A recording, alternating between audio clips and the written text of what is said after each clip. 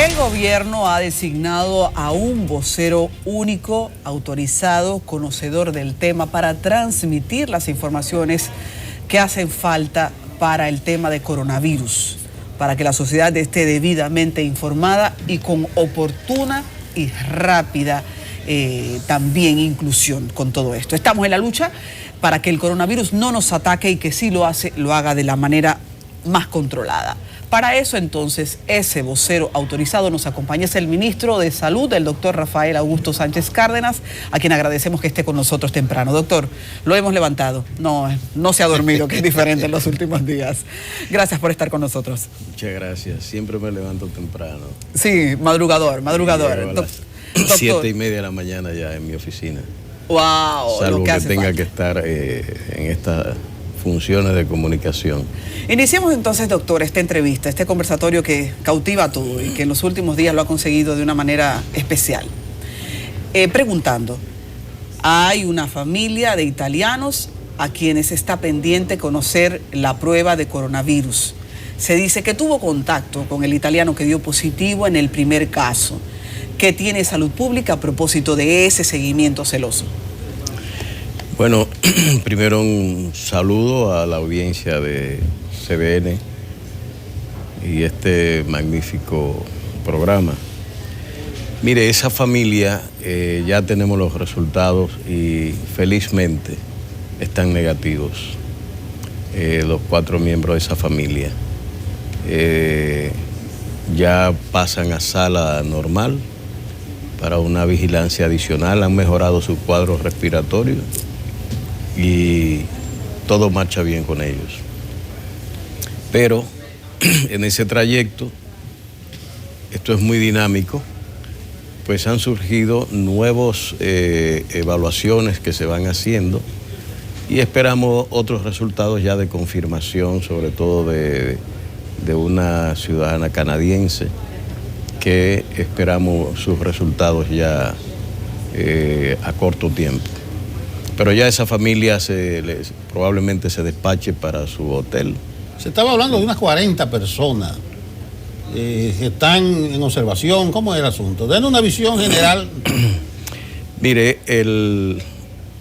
cuando usted oye ahora al ministerio hablando, está hablando desde el punto de vista epidemiológico y clínico. Los que están internos tienen un manejo clínico en los hospitales. El manejo epidemiológico es aquel que contempla el seguimiento y vigilancia sanitaria, o vigilancia epidemiológica, como se llama, de los ciudadanos que han sido detectados con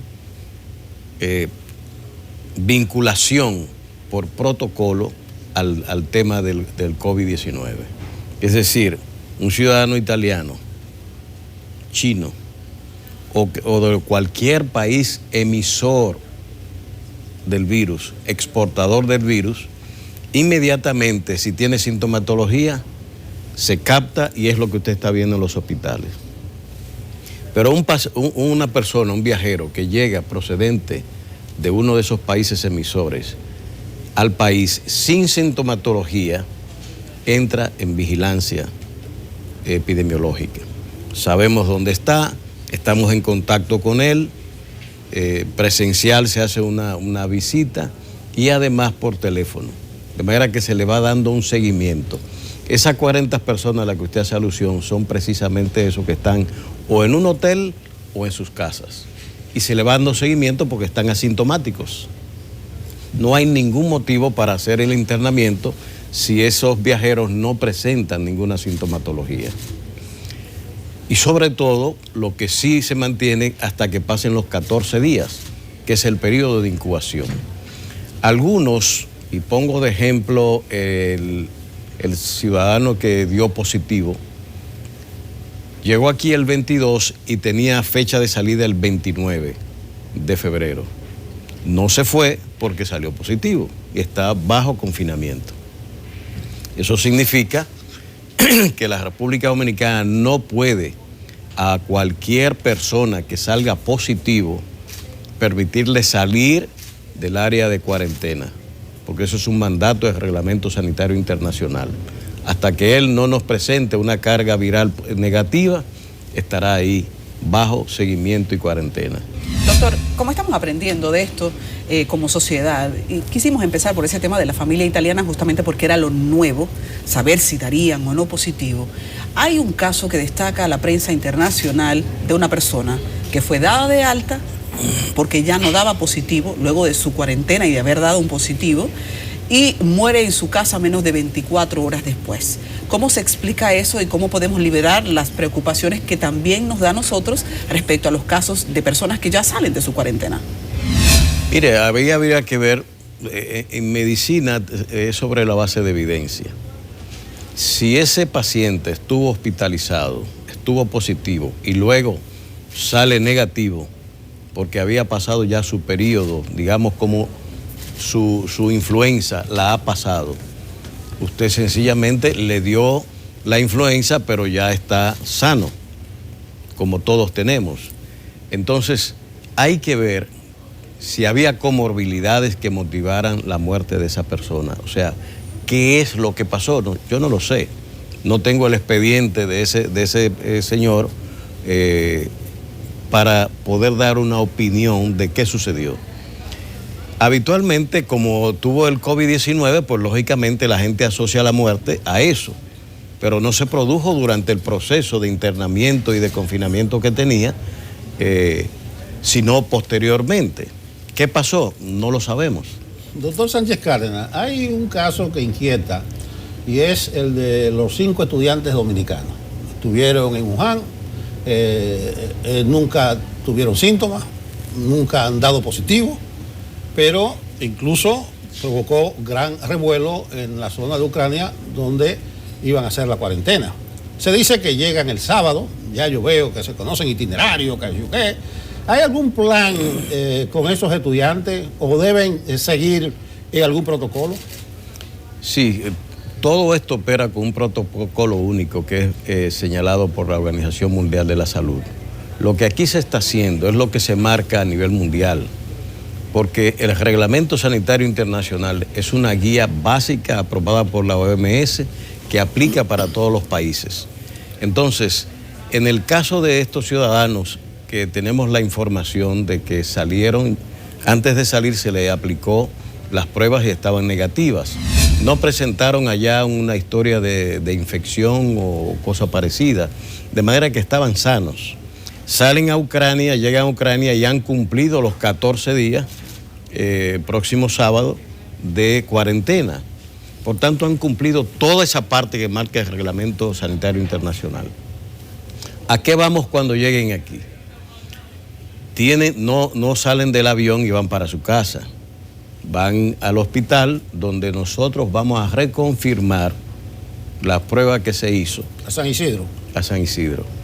Para proceder posteriormente, 1 o 2 días después, a que ellos puedan salir e integrarse a sus familias. Hemos tenido una situación con una comunidad que rechazó que pusieran ahí una especie de zona de acuartelamiento de las personas sospechosas de coronavirus. No fue ahí, usted lo ha decidido con esa comunidad, pero en algún momento tendrá que ser en otro lugar. ¿Qué tipo de confianza debemos ahora transmitir a quienes vivan cerca de cualquier lugar que sea elegido? Si a este se le dijo que no porque la comunidad no quiso, pues probablemente la reacción de otra comunidad sea la misma. ¿Qué planes tiene Salud Pública? Mire, yo estuve ayer en la comunidad de Boca Chica tratando con las personas en la iglesia, tratando el tema. Ya el presidente había ordenado que se suspendiera las labores de instalación de ese centro y eso le comunicamos a la comunidad. Evidentemente, después de participar ahí, hay elementos que son más que salud y preocupaciones que tienen que ver con salud propiamente dicha. Hay elementos políticos, etcétera, etcétera, sin lugar a dudas. Al margen de todo, nosotros explicamos una cosa que es verdad de perogrullo. Es como si usted le dijera a la zona colonial que hay que sacar el hospital Padre Villini porque está muy cerca de las viviendas de la gente. Todos los hospitales y clínicas están enclavados en asentamientos humanos en todas partes del mundo. No están en una zona aislada, en un monte. Todos. Y en este caso, la gente por desinformación piensan que el coronavirus es una suerte de nube que va moviéndose, una neblina, y que va pasando por cada una de las casas contaminando gente. Y eso no es así, se lo explicamos. La fuente de contaminación es básicamente aérea mediante contacto directo del enfermo con otras personas a través de las micropartículas que durante las conversaciones las personas emiten, y sobre todo cuando están sintomáticos, que están tosiendo, estornudando, es cuando más se esparcen esas partículas de saliva que vienen cargadas de virus. Y cuando llegan a la mucosa humana, sea esta la boca, la nariz, que se absorba, y la esclerótica, pues sencillamente ahí es que se contrae como cualquier gripe. Usted hay un momento que está muy bien y se junta con algunas personas que está estornudando encima de usted, que está agripado, y en la noche usted dice, oye, me tengo el cuerpo cortado, fulano me pegó esa gripe que tenía. Eso lo hemos vivido todos. Ese mecanismo de transmisión es el mismo en este caso, salvo que hayan contactos más íntimos, desde luego. Bueno, es así, pero usted más que nadie sabe que hay un estigma, una discriminación alrededor de todo esto que mete miedo. Y fue lo que pasó en Boca Chica, y fue lo que pasó en la zona de aislamiento de Ucrania. Aquí tuvimos hace un par de días al presidente de Andeclid, Mena. Él dice que las clínicas no pueden tener sala de aislamiento. Dice que cualquier situación de ese tipo prácticamente implicaría el cierre de la clínica. ¿Qué tipo de contacto hay? Nosotros le decíamos a Mena, casi en son de chanza, que aquí hay una clase alta, muy alta, que no va a coger para San Isidro. Prefieren ir a Atlanta o a Cleveland, pero ya hay problemas hasta con los vuelos. ¿Qué tipo de relación hay con la clínica? Y si es verdad que las clínicas no pueden tener sala de aislamiento. Bueno, las clínicas importantes tienen una sala de aislamiento. Siempre ha sido así. Desde luego, no todas las clínicas, dependiendo del nivel de su infraestructura, disponen de una capacidad en ese sentido. Y eso es verdad. La mayoría de las clínicas no tienen esa disposición. Y es algo que precisamente nosotros reconocemos. Pero no es verdad que la Plaza de la Salud o las grandes clínicas no tienen sala de aislamiento. Que sean pocas es otra cosa. ¿Y por qué no se anuncia expresamente eso? Que hay salas de aislamiento. Es que tienen que tenerla.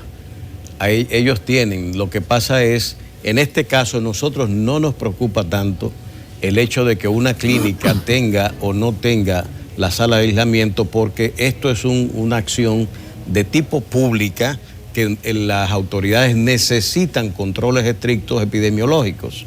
Y en muchas clínicas, con la circulación de gente, y solamente el estigma, como bien usted dice, que representa el tener un caso de COVID-19, para las clínicas es una afección del negocio. Sí, doctor, pero viene al caso entonces ahí la demanda del Colegio Médico Dominicano de que se descentralice la prueba. Hablar de descentralizar la prueba sería hablar de descentralizar todo. ¿Cuál es la política? ¿Cómo justificamos la política de salud pública? Y ante esa solicitud del Colegio Médico, ¿cuál es su expresa respuesta? Mire, eso no se puede hacer. En un caso de este tipo se trata de un manejo de Estado que tiene que hacerse, de control de la salud pública. No es algo de mercado que la gente, porque entonces yo le diría a usted, ¿por qué entonces quieren referir los pacientes para la parte pública? Si se está reclamando la prueba, también tienen que reclamar los pacientes, porque no me lo van a separar. Permítame hacer la prueba, pero no me permiten entonces que conservar los pacientes en sus salas de aislamiento y preparar salas para eso. Entonces yo tengo que hacerme cargo de los pacientes que ellos rechazan por eso. Entonces esto es un tema de Estado público, de políticas públicas, y tenemos que controlar la epidemia con su colaboración, pero entendiendo los motivos que implica esto, la seguridad que tenemos que tener en todas las pruebas y las responsabilidades que junto a la OMS se han establecido. Yo no conozco ninguno de los estados donde estas cosas estén pasando. Todos los estados han asumido el control de la epidemia con los controles de sus laboratorios y sus infraestructuras, incluso militares. Si entrara coronavirus a la sociedad como tal, se puede dar una saturación. ¿Cómo lo manejarían? Mire, eso es uno de los desafíos mayores que tienen todas las sociedades. Yo pongo, por ejemplo, lo que pasó ahora en España, una sociedad de mayor desarrollo que el dominicano, donde se puso en confinamiento todo un hotel. Porque ¿dónde usted mete un hotel contagiado de tanta gente? No hay. Y no somos China para en 10 días preparar un hospital de 1000 camas.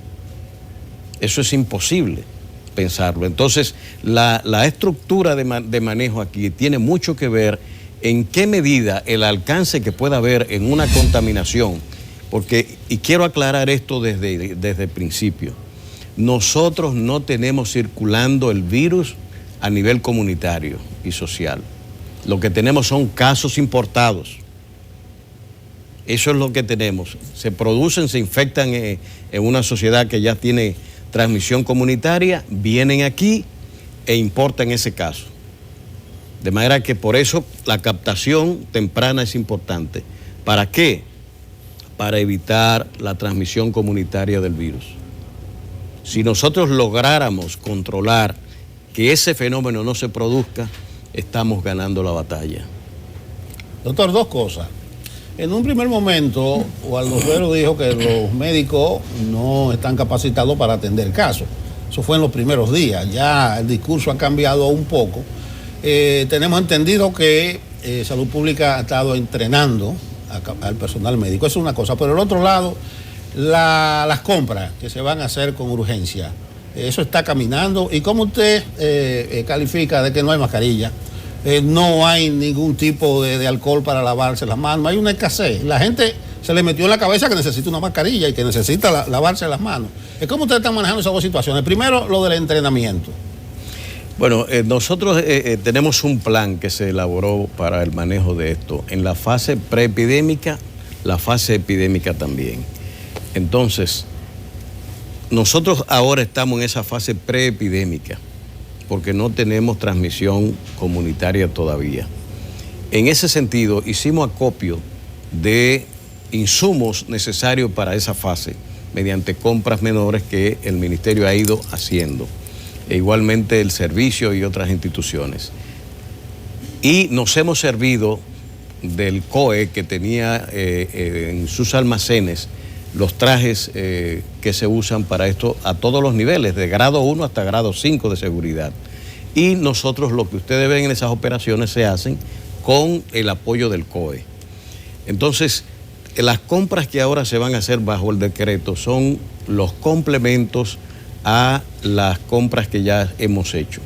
Ese proceso va avanzando, ya tenemos prácticamente los requerimientos y esperamos ya empezar las compras esta misma semana. Saludamos a quienes se siguen integrando a nuestro conversatorio. Estamos con el ministro de Salud Pública, el doctor Rafael Sánchez Cárdenas, voz única autorizada para hablar del tema de coronavirus respecto a las políticas de gobierno y la realidad que hay en República Dominicana. Doctor, a propósito de eso, ¿qué planes ustedes tienen respecto a las farmacias del pueblo en todo esto que tiene que implicar ahora una nueva cultura de la salud? Porque las farmacias del pueblo hasta ahora no han servido mucho de eso que ahora uno se da cuenta debe ser parte de lo cotidiano. Refiriéndonos a mascarillas, refiriéndonos hasta a manitas limpias, que en países desarrollados pueden aparecer en una dollar store, pero que no eran parte hasta ahora. Hemos descubierto que los virus no son tan ingenuos, que deberíamos todos los días estar trabajando con eso independientemente de que desaparezca mañana el coronavirus. Cuéntenos a ver. Mire, sobre la mascarilla yo debo decir lo siguiente. Aquí se ha dado una suerte de pánico en base al sistema de información y de rumores que se ha producido. Quien debe llevar mascarilla es el enfermo, que es quien transmite la enfermedad. Las personas sanas no debieran, como se ha hecho o se pretende, que masivamente la gente ande por las calles y por todos lados en una ciudad que no tiene transmisión, un país que no tiene transmisión comunitaria. Eso es innecesario. Ese es un gasto sencillamente que no debe ser. Igualmente, el lavarse la mano sí son medidas de higiene generales que se han recomendado. Y todos los ciudadanos deben acostumbrarse a eso, no solamente por el COVID en este sentido, sino también por todos los virus que ya tenemos en el país, incluyendo otros coronavirus, porque esto es una familia de virus. Pero está el H1N1, está la influenza A, influenza B, etcétera, que son las que estamos mirando aquí en todos lados. El uso indiscriminado de la mascarilla, como se está planteando, que ha creado una escasez en el mercado, eso es innecesario. No somos los sanos los que tenemos que llevar la mascarilla, sino los enfermos. Y la gran enseñanza está aquí para aquellas personas que tengan sospecha de que están infectados porque tuvieron un contacto, que fueron por Italia, que fueron por China, etcétera, y que pudieran, al sentirse los síntomas, pensar que se trata de un caso de esto, usar su mascarilla. Porque si ellos, estando positivos, la están usando, están protegiendo su entorno familiar y su comunidad. Ahora, los sanos no transmiten el virus. No lo transmiten, ni hay, como si fuera Wuhan, una transmisión comunitaria masiva como la que sí se justificaba en Wuhan el uso de la mascarilla, porque había transmisión comunitaria profusa, la más importante que llevaba el proceso. Ya China ha bajado la producción de casos. Y Italia tiene ahora mismo la emergencia de casos activos mucho más alto que el que tiene China en estos momentos. Y de una tasa de mortalidad mayor. Como ustedes están sentados en una mesa de trabajo permanente, quisiéramos saber lo que tiene que ver con las escuelas. No es un secreto que se va al baño de una escuela pública y no haya jabón. Todo eso, sentados en una mesa de trabajo, ¿han podido conversarlo y establecer urgentes nuevas medidas? En el plan tenemos acciones, porque fíjense que esto es un proceso dinámico que va escalando. Nosotros no tenemos confirmado transmisión comunitaria. Por tanto, no podemos determinar cómo se pueda pensar. Cierren las escuelas. Estamos hablando de los planes mal. Preventivos. Es decir, entonces, sí, antes sí de que hay, lleguen por cosas, ejemplo, comenzar a pensar en la higiene como ya un plan de acción. Ya las medidas de higiene están en esta fase, que estamos sugiriendo lavarse frecuentemente las manos con jabón y agua abundante. En caso de que no haya jabón y agua, que es lo preferible, que se use alcohol a más del 65% con fines de hacer la prevención en ese sentido. El uso, las personas que tienen contactos, etcétera, como acabo de decir, pues esos que sean dejados en los hogares, los alumnos que presenten estados gripales y cosas, para que no se difunda dentro de la escuela. Pero lo demás, la escuela tiene que seguir sus operaciones normales, hasta tanto se compruebe la distribución comunitaria de la enfermedad. Mientras sean casos importados, tenemos que estar muy enfocados en los puntos de entrada, en los lugares donde van esas personas que vienen de países que son transmisores del virus, a los que damos seguimiento intradomiciliario o en los hoteles.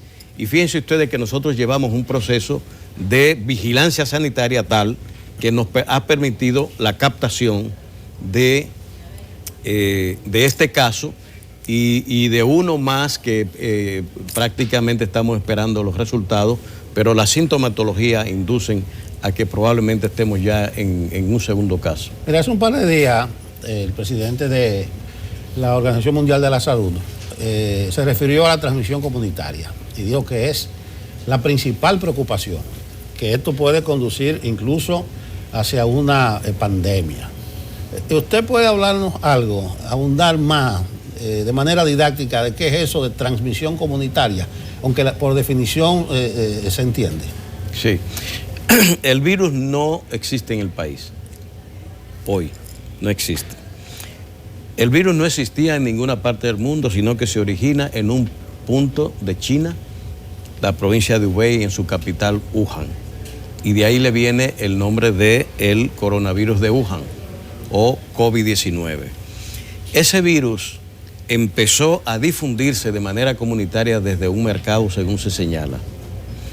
A partir de ahí, se organiza todo eso que se llama transmisión comunitaria, que es el sistema de difusión de la enfermedad, exactamente como se producen los procesos gripales, que de repente cuando llegue el frío de diciembre, enero, empieza usted a ver mucha gente con gripes y procesos de influenza, porque el clima favorece ese desarrollo, ¿verdad?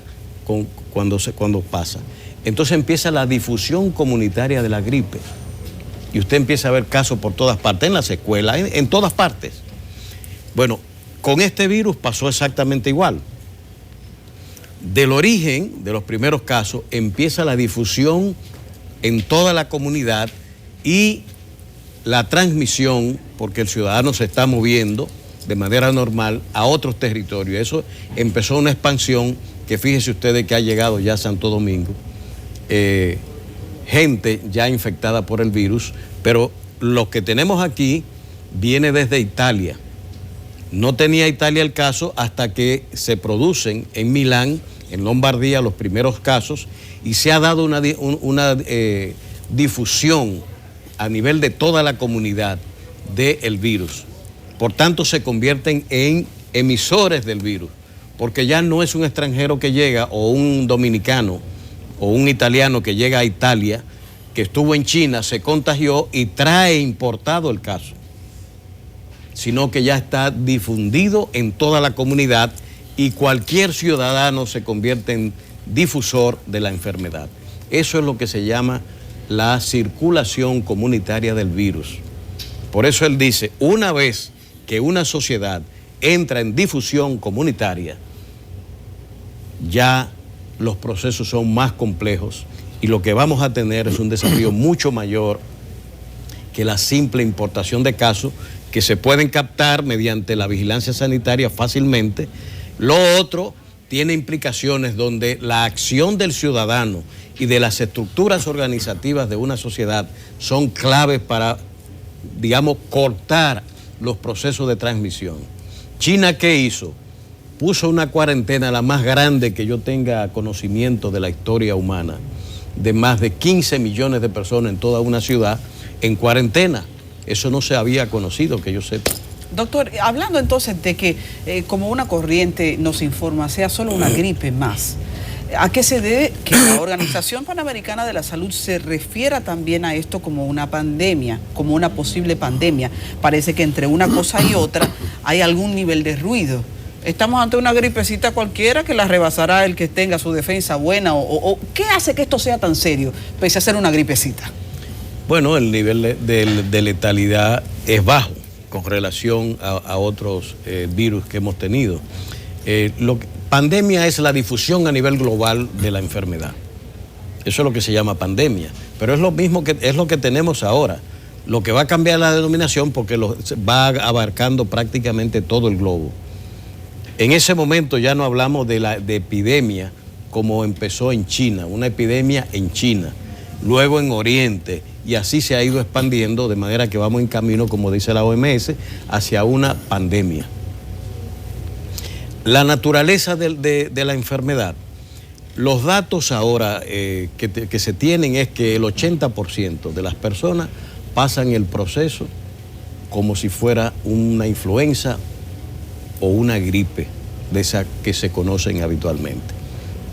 Lo que quiere decir que la mayoría de la gente sufre el virus, pasa, y lo estamos mirando aquí con el señor Pascualini, que está interno en la base aérea. Ya prácticamente ni tos tiene. Yo estoy esperando el parte de hoy, pero ese señor ya no tiene sintomatología de estornudo, tos, fiebre, ni nada de eso. O sea, va en un proceso de recuperación. Lo único que tiene es que está comiendo bastante. ¿Cuál es el punto de mayor contagio? ¿Cuando está comenzando o cuando está terminando? En la fase inicial, o sea, después ya que empieza la sintomatología. Esa fase de sintomatología es la verdaderamente de contagio, acuérdense bien, las microgotas de saliva que emiten con estornudos, con tos. Esa es la fase más compleja en ese sentido. Señor ministro, pero nos las está poniendo fácil. Sin embargo, leyendo y escuchando a los que saben, todavía no hay un test diagnóstico definido. Está el problema de la vacuna, está el problema del medicamento. Incluso Estados Unidos dijo que en 2 meses tendría un medicamento, pero la Organización Mundial de la Salud los autoriza y dice no es así. Un medicamento y una vacuna no va a aparecer en 2 meses. Entonces, parece que el asunto va para largo, como decimos para el Cibao. Pero eso pasó con el SAR y con el MER. ¿Usted no se acuerda cuando el SAR, que se hablaba que ya llega la vacuna, que va a llegar? El que logre una vacuna ahora se corona. Porque va a tener la solución para una sociedad que está entrando en pánico. Entonces, todos los investigadores, el laboratorio, están luchando por ver si pueden conseguir el diseño y manufactura de una vacuna. Y eso es lo que usted ve en los anuncios que se hacen. Con el SAR pasó igual, con el MER pasó igual. Estamos hablando de virus también. Y nunca se logró la vacuna. No hay vacuna. Con la influenza se han producido ya vacunas durante mucho tiempo. Y cada año hay que preparar en función de la cepa circulante, porque los virus tienen la facultad de ir mutando y adaptándose con una rapidez impresionante. Entonces, eso significa que las vacunas se preparan en función de las nuevas cepas circulantes. Y por eso usted ve que cada año tenemos nuevas vacunas de influenza que se están confeccionando sobre la base de los nuevos virus. Y en ese mismo tenor. En ese sentido, para concluir la idea, el tratamiento aquí es sintomático. Si tiene fiebre, le bajamos la fiebre. Si tiene tos, le damos antitusivo. Ese es el manejo sintomático. Ahora, ¿dónde está la complejidad de esto? Para aquellos que tienen edades extremas, personas mayores básicamente, que son los que están muriendo, y que tienen comorbilidades, trastornos crónicos renales, asma, cardiopulmonares, etcétera. Esas son la gente que está muriendo y que usted ve en las imágenes feas que implica el intubamiento de una persona que se habla. Es una proporción baja, pero cuando usted habla de que un 2% de una población de 10 millones tiene eso, usted está hablando de una cantidad importante de personas que está sufriendo esa enfermedad. A pesar de que se dice, cuando lo compara con el SAR, que tuvo un 10% de letalidad, este tiene un 2.3%. El mercado se ha copado en busca de antivirales. A falta de una vacuna, ¿podríamos decir entonces que el antiviral es la salida para una sociedad como esta? No es la recomendación. ¿Por qué? Porque no está demostrado que frente al COVID-19 existan antivirales efectivos. Todo en este momento, usted ve que se habla de antivirales, se habla de cloroquina, se habla de una cantidad de productos que son la solución del tratamiento del virus. No hay certificación internacional ahora de autoridad competente, como la Organización Mundial de la Salud, que certifique que tal medicamento es el válido para eso. Hay muchos ensayos. Y la gente ha acabado con la vitamina C también. Exacto. ¿Usted recomienda entonces la ingesta de mucha vitamina C? Yo recomiendo la buena alimentación sana, el consumo de frutas abundantes y mantenerse vigilante y con medidas de higiene. Doctor, vamos a aprovechar al académico, porque en estos tiempos de nuevas tecnologías, de redes sociales, uno escucha barbaridades. Entonces yo creo que ustedes deben ayudar a la gente a entender qué es esto del coronavirus. Yo vi un experto de redes sociales diciendo, señores, eso es un gancho, eso existe viejo. Y ve un producto para limpiarse la mano que dice SARS y entre paréntesis dice coronavirus. Dice, mire, eso está desde 2003. Pero realmente, como usted ha dicho, es una familia, el coronavirus es una cepa. Es una matica, como decía yo ayer, para que para que la gente entienda. ¿Usted podría ayudarle un poco a explicarlo? ¿Qué es eso de una cepa? Y que de ahí van desprendiéndose todo este tipo de situaciones. A ver si ayudamos a contrarrestar un poco a los expertos de las redes sociales. Mire, los virus, igual que las bacterias, pero sobre todo los virus, tienen una capacidad de mutación importante. O sea, el virus está tratando de adaptarse a nuevos ambientes. Por eso usted ve que en el origen de las informaciones sobre el virus se habla de transmisión de animal a humano como el inicio del proceso en el mercado húmedo de Wuhan. Lo que dice que la adaptación de un virus que supuestamente tenía como reservorio un animal, de repente aparece en humano y luego de eso, que ha incubado en humanos, empieza la transmisión de humano a humano. Ese es el proceso que ha seguido, de manera que ha hecho una adaptación. Los coronavirus son una familia con variedades diversas. El SARS fue una de ellas, que por cierto también se originó en China, y pasó y luego desapareció y sin vacunas. Ahora tenemos una mutación adicional, una nueva cepa de virus que se ha producido y que como nueva variedad los humanos no tenemos defensa en ese todavía creada, como pasa con la influenza y la gripe. La gente va desarrollando anticuerpos cuando sufre el ataque de un virus. Y eso terminará siendo la respuesta de los humanos a esta difusión que se está dando. Terminaremos desarrollando defensas para el virus y de repente usted verá el H1N1 ya que anda circulando y sin embargo produjo mucha muerte en su momento cuando empezó. ¿Por qué? Porque no había defensa en las comunidades, porque es como que el cuerpo humano desconoce ese nuevo agente y no tiene la defensa. Una vez que se va produciendo los ataques y difusión, el organismo humano empieza a desarrollar anticuerpos y defensa frente a ese virus, esa cepa que ha identificado. Es como que uno le toma una foto al virus y dice, ya yo sé que eres tú, y empieza a desarrollar la defensa en base a los glóbulos blancos del cuerpo, que una vez entra, lo identifica y ataca, pero ya tiene los anticuerpos dentro. La defensa depende de esa combinación del antígeno que ataca y la defensa que hace el cuerpo con sus anticuerpos en contra de el invasor.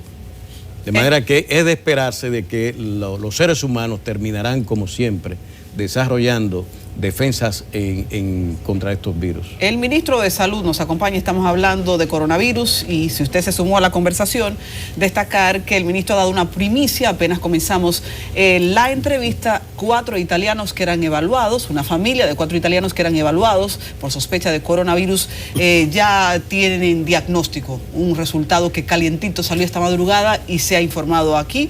La persona del ministro ha dicho que dieron negativo. Ministro, si retomamos en el plano local de nuevo las personas que están bajo observación, quisiéramos saber cuando se refiere a seguimiento intradoméstico, ¿cuál era el término? Sí. Intradomiciliario. Explíquenos en qué consiste eso. Bueno, el protocolo de vigilancia que se ha establecido a nivel internacional marca de que el protocolo se va modificando en función de que haya circulación o no comunitaria. Por tanto, el viajero que llega a un país procediendo de uno que tenga circulación comunitaria entra inmediatamente en el área de vigilancia como primer elemento a considerar en la evaluación epidemiológica. En segundo lugar, procedencia. 2, si tiene o no tiene sintomatología. Usted puede venir de Italia pero no tiene síntomas. No lo puedo internar, pero tengo los elementos de sospecha de que usted, como viene de un territorio que tiene el virus circulando, puede estar incubando el virus. Por tanto, esos 14 días de vigilancia, o mientras esté en el país, tiene que estar bajo control de las autoridades de epidemiología. ¿Ese control los veo diario? ¿Hago analíticas cada cuántas horas? ¿Cómo? No se hace analítica en esos casos. No se le hacen analítica a personas asintomáticas. Simplemente es la vigilancia de los epidemiólogos de constatar diariamente de que no tienes síntomas. ¿Tienes fiebre hoy? ¿Cómo te sientes? ¿Estás tosiendo? O se visita o se llama. Pero al menos interdiario tiene que tener una visita de inspección.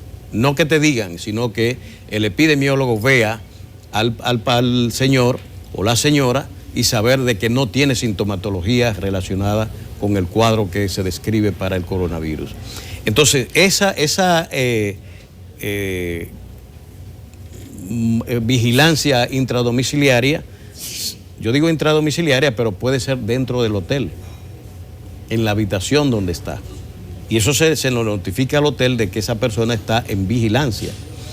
Todos aquellos que llegaron, y nosotros tenemos el cuadro sobre todo los que están más cercanos con el que dio positivo, están en vigilancia.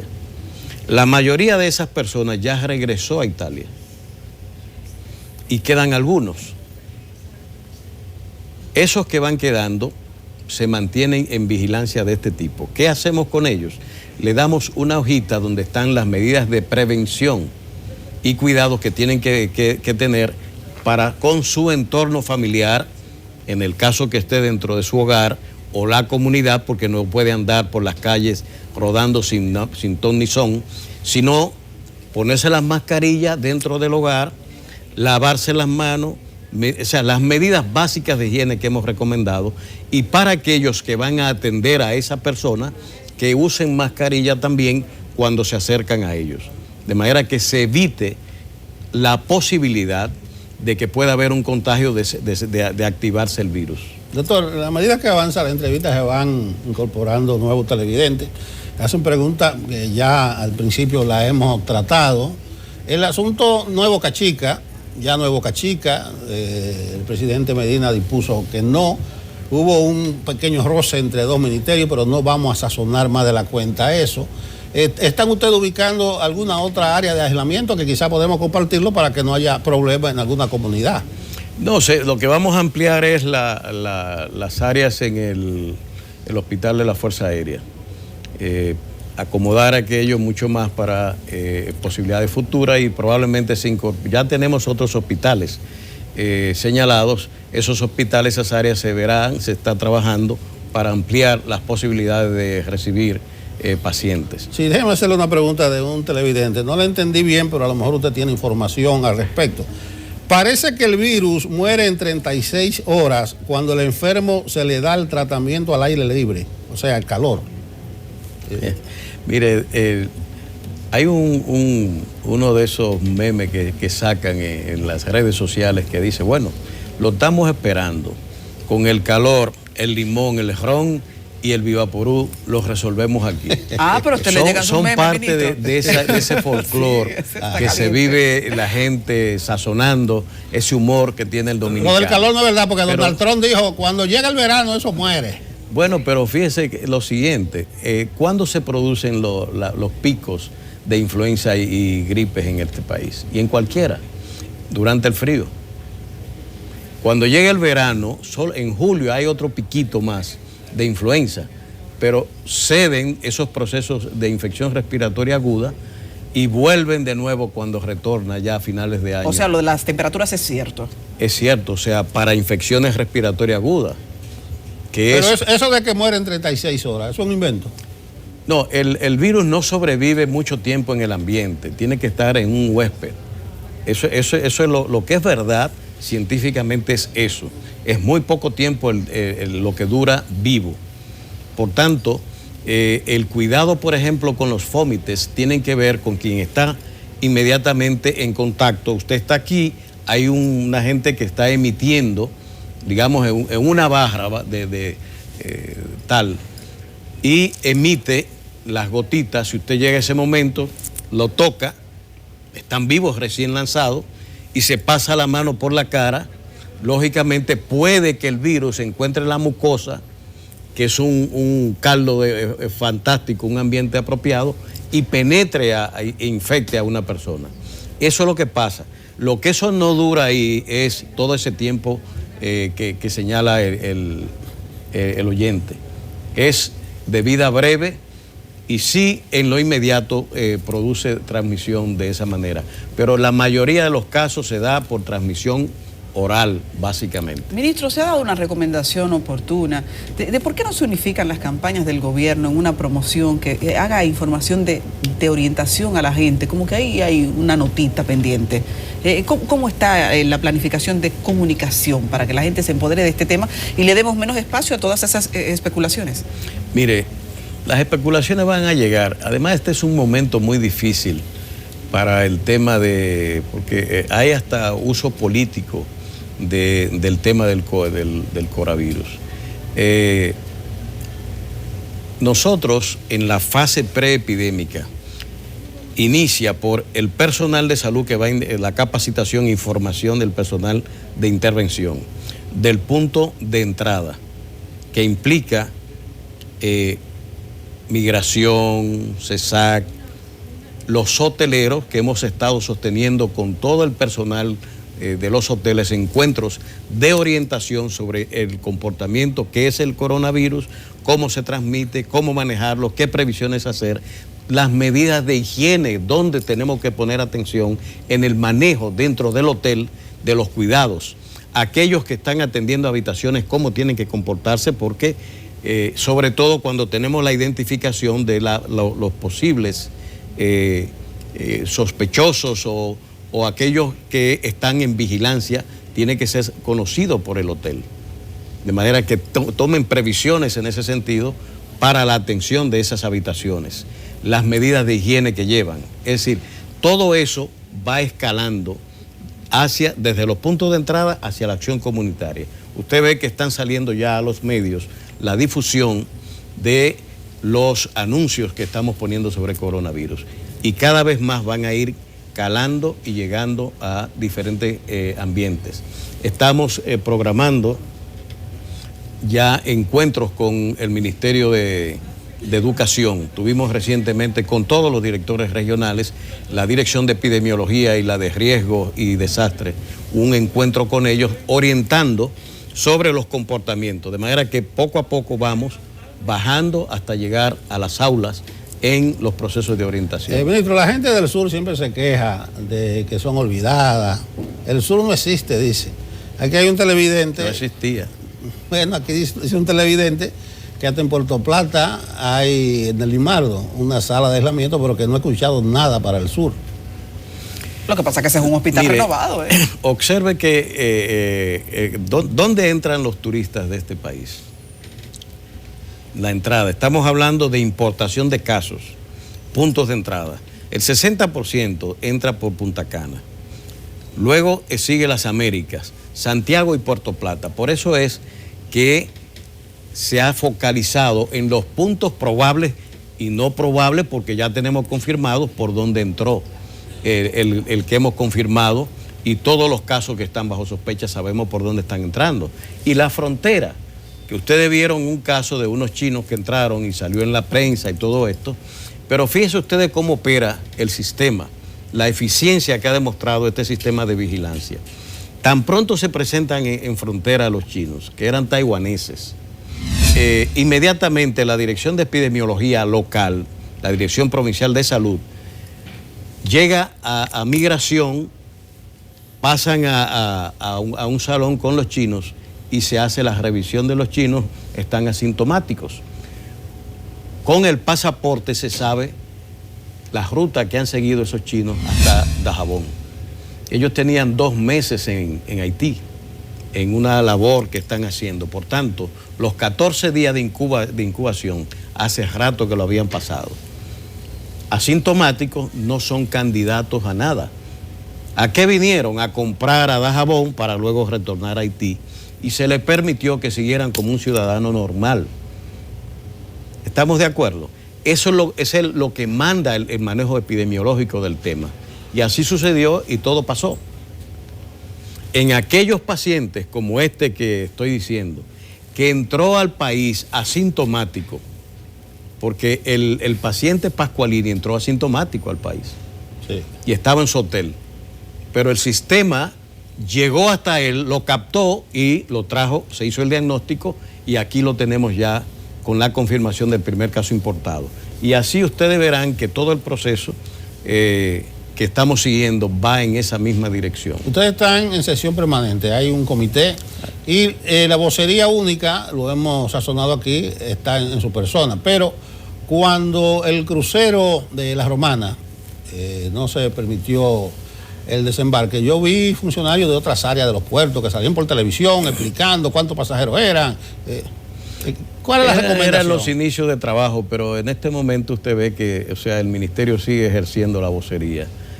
Ha habido algunos momentos en que ha salido una voz, pero básicamente la intención, yo sé que usted se refiere a Víctor Gómez. Sí. Básicamente era el primer caso que teníamos manejando en esto. Y se emocionó, cogió para la televisión, pero, hizo un Víctor tour por la televisión. Ha sido un gran colaborador, la verdad, en esta labor, y está muy comprometido con la labor que estamos realizando. Nosotros tenemos a mano las informaciones de autoridad portuaria y de la declaración de salud que tienen que hacer los capitanes de barco, y la tenemos a tiempo. Igualmente que con el IDAT recibimos la notificación de los pilotos de los aviones a tiempo, incluso audios de conversaciones que se tienen sobre novedades en los aviones cuando todavía no han llegado a territorio dominicano. Si hay novedades, si hay alguien con síndrome parecido, gripales, etcétera. Usted va a buen ritmo. Sí. Va a buen ritmo, me gusta, porque está fluyendo para que los medios de comunicación estén informados a tiempo. No obstante, hay algunas desintonías que salen de hospitales. Y apareció esta semana un grupo de enfermeras diciendo que no sabían qué entrenamiento se estaba haciendo porque a ellas no les había llegado. Todo esto, ¿cómo está dándose? ¿A qué ritmo están llevando orientación a ese personal médico que está en la frontera, en Santiago, allá a lo lejos, no solo centralizado en Santo Domingo? Nosotros seguimos el plan. Si estamos en la fase preepidémica y hemos señalado las zonas de impacto de los casos importados, que son los que pueden traer el virus, nosotros tenemos que concentrar los esfuerzos allí donde se va a producir ese impacto. Entonces el personal que estamos trabajando a nivel hospitalario se da en esos lugares que se han señalado. Usted va a la Altagracia, va al hospital militar y han recibido entrenamiento. Además, otra cosa, aquí hay hospitales que recibieron cuando el ébola un entrenamiento similar, y el ébola es una enfermedad con un poder letal de un 50% de aquellos que son afectados. Y las personas recibieron entrenamiento. En el COE, en la Fuerza Aérea y en otras instituciones hay una cantidad de médicos que recibieron entrenamiento para ataques epidémicos de esta naturaleza, y han servido extraordinariamente como difusores de las medidas que se deben tomar. Doctor, lo que estamos es reforzando todo eso con el plan de capacitación que llevamos a cabo. Sí, no podemos dejarlo ir sin volver a los 5 estudiantes que vendrán el sábado procedentes de Ucrania. Hay una confusión con la hora, pero no importa, eso va a ser al filo de la medianoche en la madrugada. Ya usted explicó al principio que ellos harían una etapa de un par de días de observación en el Ramón de Lara, y como todo su historial indica, ellos van para la calle. Pero yo quisiera escuchar la exhortación o recomendación suya, porque yo le aseguro a usted que allá en el aeropuerto lo van a esperar hasta con la banda de música. La banda de música porque es para alegrarse, vienen sanos, pero eso va a tener un gran impacto. Y quizás las autoridades debieran cuidarse de no estar ubicando direcciones en lugares. Esto podría ser una recomendación de cómo debemos recibir la comunidad nacional a esos 5 estudiantes. Bueno, yo creo que el sistema lo que va a hacer es lo que mandan los protocolos y las medidas de comportamiento del personal en materia epidemiológica. Esos ciudadanos llegan como cualquier viajero, se tomarán las medidas establecidas en el protocolo, se llevarán a una sala de aislamiento, se tomarán las muestras de vida para reconfirmar que no tienen el virus. Una vez confirmado que no tienen el virus, va a pasar lo mismo que con esta familia italiana que estaba en el hospital y que ya se ha confirmado que no tienen el virus, sino influenza A y B Entonces, ¿qué hacemos con una gente que tiene una gripe en el hospital? Bajo la premisa de que pudiera ser el COVID-19 y no lo era. Sencillamente se despacha porque eso está circulando en el país. Eso sí tiene circulación comunitaria. Entonces, esa gente se manda para su casa. Como vienen, sabemos que se hizo la prueba antes de salir de China. Estuvieron en su cuarentena de 14 días que la han cumplido.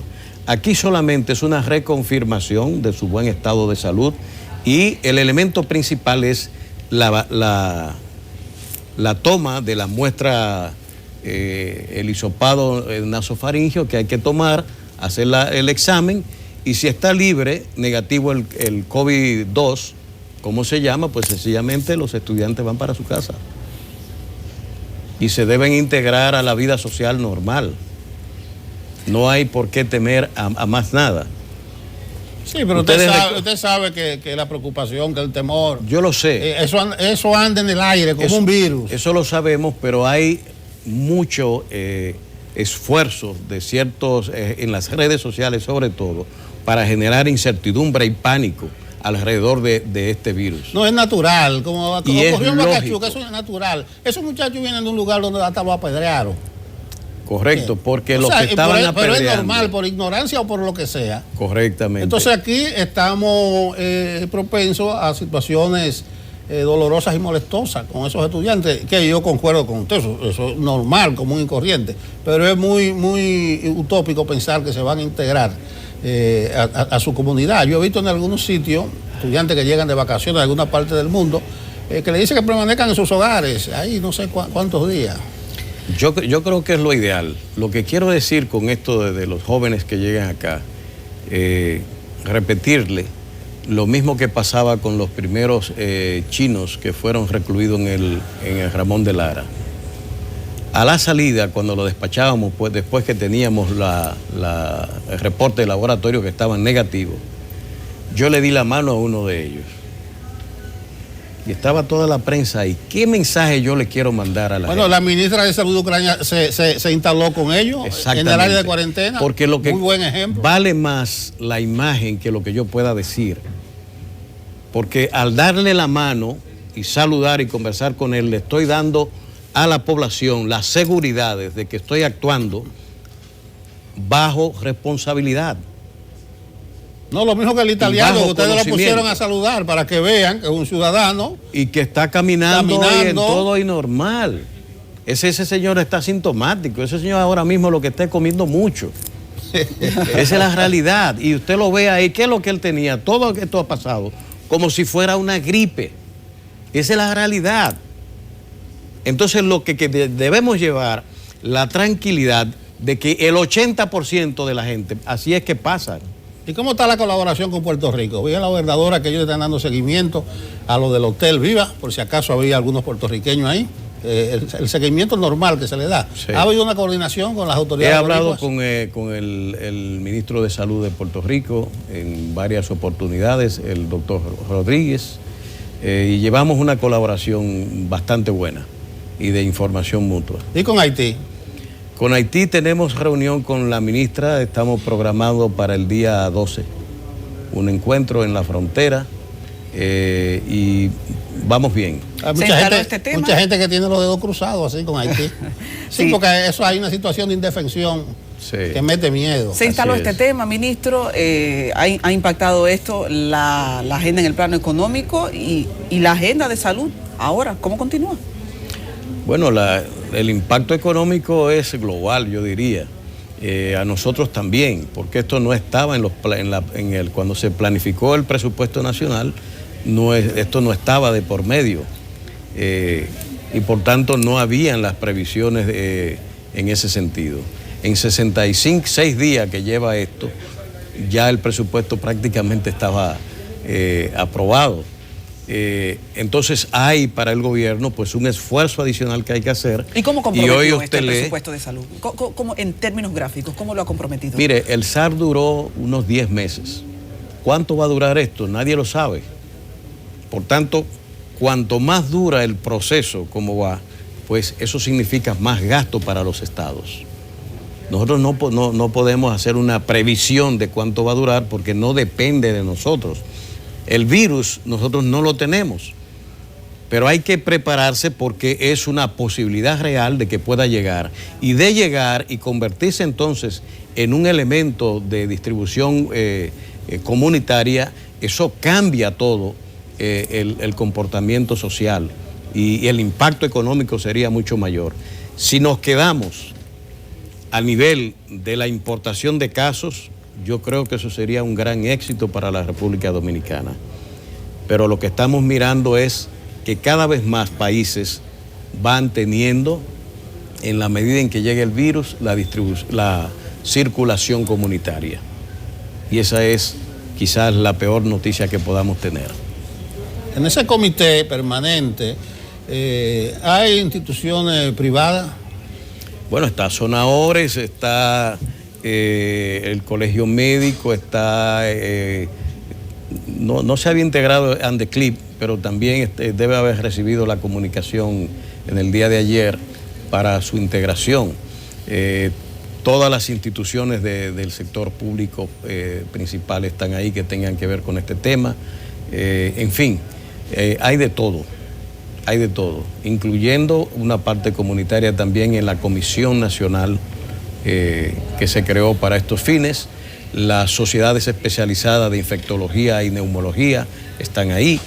De manera que tenemos una comisión bastante amplia y muy diversa. Y obvio de la OPS, que yo he visto también. Siempre ha estado la OPS. ¿Cómo va esa coordinación? Ellos han insistido mucho en el asunto de las informaciones falsas, porque eso no solamente que confunde a la población, sino que distrae el esfuerzo de ustedes, haciendo aclaraciones. Bueno, el propio director general de la OMS ha dicho que lo peor de la epidemia es la epidemia de comunicación o de fake news que tenemos en el mundo ahora mismo. Eso hace un daño tremendo en un proceso que necesita obligatoriamente una intervención de los ciudadanos en la respuesta que un país debe dar a un fenómeno de esta naturaleza. Es como usted tener un ciclón, un terremoto y que se empiecen a hacer difusión de fake news, de noticias falsas, de rumores diversos que tergiversan y que paralizan la acción colectiva que habitualmente los dominicanos somos dados a asumir en términos de catástrofes, desastres, etcétera, o de epidemias.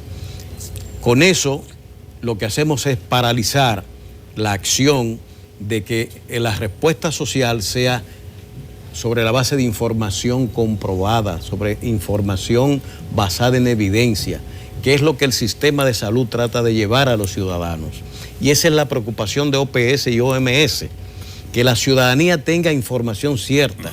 Y por eso la recomendación de centralizar la información para evitar de que cuando no es la autoridad competente la que está dando o confirmando una información, la gente no le haga caso a los rumores que por otro lado se están difundiendo. Por eso hemos sido claros. Cuando no teníamos el virus, insistimos en que no había. Y usted veía los cuentos que había, que mira, me dijo una vecina o una enfermera o fulanito que ya llegó. Entonces, la gente vivía en una angustia a priori. Sí, en materia de comunicación, Adi lo mencionó al principio y lo vamos a retomar. Quizá debiera dársele mucho mayor envergadura a la difusión. La sugerencia es que muchas instituciones puedan sustituir su publicidad institucional por la de salud pública. Usted llama a Marchena, cuando sale de aquí, Marchena, en Enfoque Matinal nos dijeron que si es posible, que si tú puedes, y yo creo que con una simple orientación se multiplica por 10 y cuidado, sí, por 100 la publicidad de ustedes. Sí. Entonces, en ese sentido... Usted no está viendo, aquí se está difundiendo, creo que uno de educación. Sí, vi el de educación. Sobre el tema. Entonces, la labor poco a poco se pero va mientras cada produciendo. institución pueda hacer su propia promoción, que Así se sumen es. a la de ustedes, que se enlacen Así es. y que la pauten. Y eso no va a reducir el costo. Seguro, ministro. No, y va a ayudar a la población también. Estamos muy agradecidos de que nos permitiera hacer esta entrega especial que obligó, porque este es un tema que se instaló y que necesita el compromiso de todos, obligó a que suspendiésemos la agenda que había en Enfoque Matinal para escucharlo. Gracias por ser una voz autorizada y asumir este peso, el peso de informar debidamente a la población y por fluir para nosotros como medio de comunicación. Así que así despedimos el encuentro, porque esto no fue una entrevista, fue un encuentro. Y muy provechoso. Diversidad de informaciones, orientaciones, porque realmente el momento amerita la presencia permanente en los medios del vocero autorizado. Ahí siéntase importante usted es el protagonista de la película. Eso va a ayudar a que no se disperse el mensaje, a que no haya confusión, no haya ruido. No puede haber ruido en este momento porque la gente está temerosa. Lo que decíamos con la mascarilla, con los medicamentos, es que la gente tiene miedo y contra eso no se puede, se puede. La gente sale corriendo para donde está el peligro cuando entra en pánico. Como el bombero loco. El estatus que apaga el fuego con gasolina. El estatus hoy, antes de despedir al ministro, dio negativo, el resultado de 4 miembros de una familia italiana, y estamos dando observación a ¿cuántas personas? 40 en este momento, y tenemos en prueba que probablemente esta tarde estamos dando ya a conocer los resultados de otras personas ya que están se han tomado las muestras. ¿Cuántas muestras se han tomado en sentido general? Deben andar cerca de 70, 80. Ok, 70, 80. Sí. Todos diagnosticados con un negativo menos uno. El ministro, perdón, yo no lo voy a poner en ese compromiso. Fue instintivo. Le llevó el ejemplo suyo con el italiano. Fue instintivo. Los dominicanos lo que pasa es que como yo lo he estornudado, ¿verdad? Pensé que me iba a dar la mano. Eso le llamaban en juventud. No puede darle la mano, porque eso era lo que yo iba a hacer. Lo dejó fabricando, así decíamos. Sí. Gracias, ministro. El doctor Rafael Sánchez Cárdenas, muchísimas gracias. Vamos a la pausa, pero todavía no despedimos el programa.